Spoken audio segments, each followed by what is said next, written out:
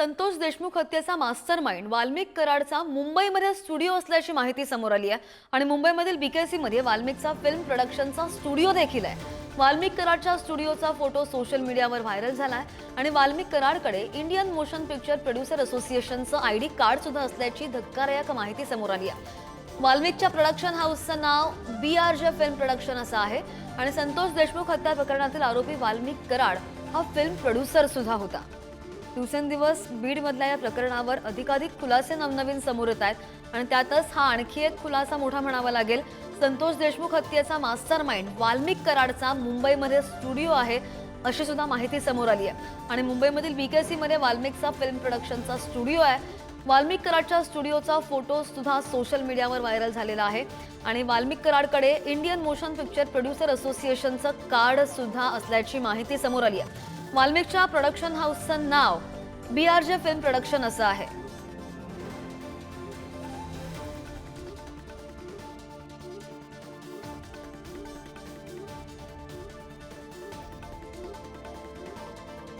त्यामुळे संतोष देशमुख हत्या प्रकरणामधील आरोपी वाल्मिक कराड हा फिल्म प्रोड्युसर सुद्धा होता असं सुद्धा आता समोर आलेलं आहे। उघडकीस आलाय वाल्मिक कराड याचा आयडी कार्ड सोशल मीडियावर व्हायरल झालेला आहे आणि त्यामुळे ही सगळी माहिती समोर आल्याचं पाहायला मिळत आहे। इंडियन मोशन पिक्चर प्रोड्युसर असोसिएशनचा आयडी कार्ड सुद्धा वाल्मिक कराडकडे आहे तर BRJ फिल्म प्रोडक्शन त्याच्या नावावर आहे। त्याचा मेंबरशिप नंबर सुद्धा माध्यमांवर प्रसिद्ध झालेला आहे त्यामुळे आजीवन सभासद असलेलं त्याच्याकडे कार्ड असल्याची माहिती समोर येते।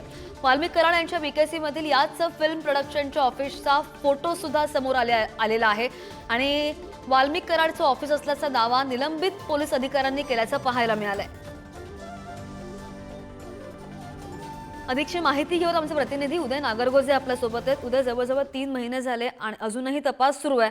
तपासामध्ये रोज काही ना काहीतरी नवीन येतंय असं सुद्धा आपण पाहतोय। बरं, निलंबित पोलीस अधिकाऱ्यांनी आणखी एक दावा केलेला आहे रणजित कासले यांनी। काय नेमकी पोस्ट त्यांनी केली आणि काय नेमके दावे त्यांनी केलेले आहेत?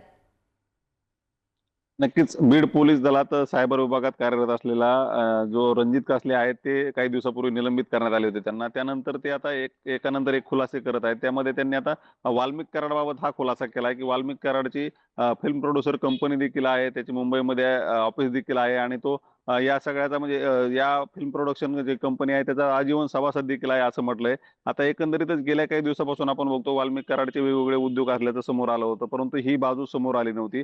परंतु आता रणजित कासले जे निलंबित झाले आहेत त्यांनी आता आपल्या फेसबुक पोस्टच्या माध्यमातून हा नवा खुलासा केलाय। आता यामागची सत्यता किती आणि खरोखरच हे ऑफिस आहे का, अशा पद्धतीची प्रोड्युसर कंपनी त्यांची आहे का, हे देखील पाहणं महत्त्वाचं ठरणार आहे। परंतु तुर्तास तरी रणजित कासले यांनी दावा केलाय की अशा पद्धतीचं त्यांचं ऑफिस देखील आहे, त्यांची प्रोड्युसर कंपनी देखील आहे। आता या दिशेने देखील पोलीस तपास करतील आणि त्या संदर्भातील सत्य जे आहे ते लवकरच समोर येऊ शकेल।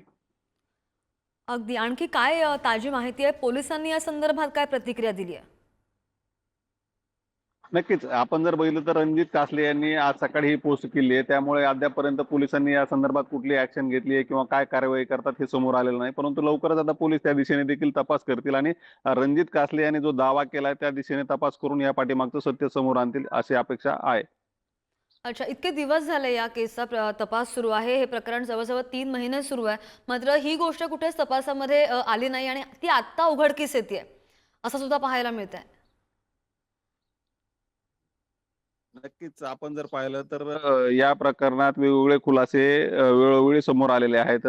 यामध्ये आता आता जो खुलासा रणजित कासलेनं केलाय तो धक्कादायक आहे। यामध्ये वाल्मिक कराडचे कुठले कुठले उद्योग आहेत यावर यापूर्वी चर्चा झाली होती आणि त्या दिशेने तपास देखील पोलिसांनी केला होता, परंतु ही बाजू मात्र यापूर्वी कधीही समोर आली नव्हती। आता रणजित कासलेने ही जी बाजू समोर आणली आहे त्या दिशेनं तपास करण्याचं आव्हान पोलिसांसमोर आहे। कशा पद्धतीने त्या प्रोड्युसर कंपनीच्या माध्यमातून काय काय व्यवहार झाले, काय काय कुठल्या हो, पिक्चरला यासाठी निधी पुरवला गेला का किंवा पैसे पुरवले गेले का हे देखील तपास करणं गरजेचं असल्याचं आता समोर येत आहे।